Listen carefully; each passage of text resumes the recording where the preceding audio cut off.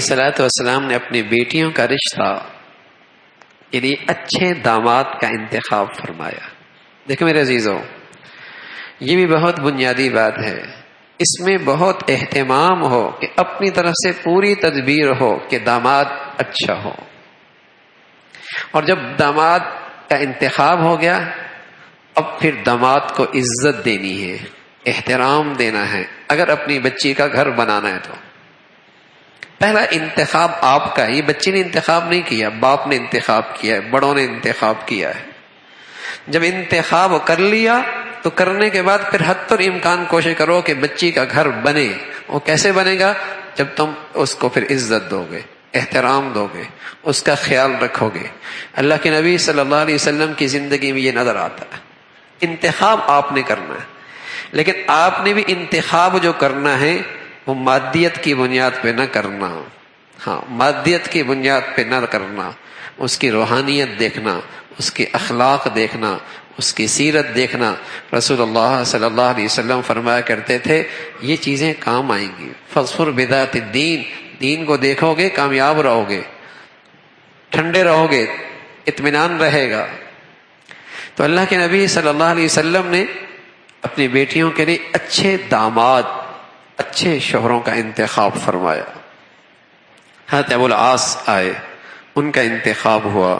میں نے عرض کیا یہ آپ کی زینب کی خالہ کے بیٹے تھے، اچھے صاحب حیثیت بھی تھے اور مکہ کے گنے چنے لوگوں میں سے تھے. دوسری بیٹی آپ نے رقیہ کے لیے عثمان جیسا داماد، سبحان اللہ، جو عشرہ مبشروں میں سے ہیں، جنہیں اللہ کے نبی نے دنیا میں اللہ کی طرف سے بتائی ہوئی خبر تھی نا، جنت کی بشارت دی ہے.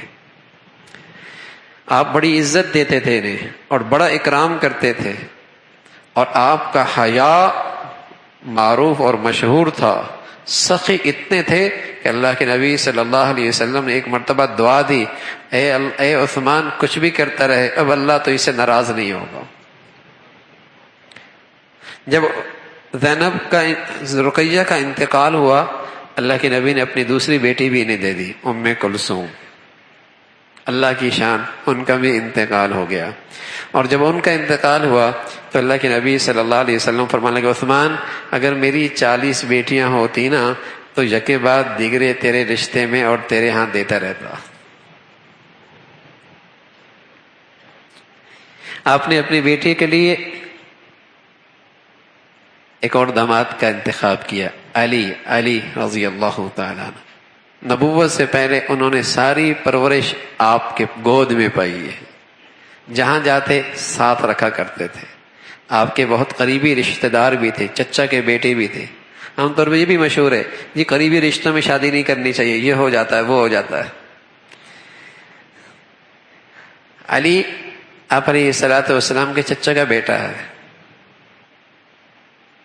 اور اسی طرح زینب کا جو رشتہ ہوا اس کا اپنے خالہ کے ہاں ہوا، خالہ کے بیٹے کے ہاں ہوا. یہ دیکھا جائے کردار، عمل، سیرت، یہ دیکھنے کی چیزیں ہیں.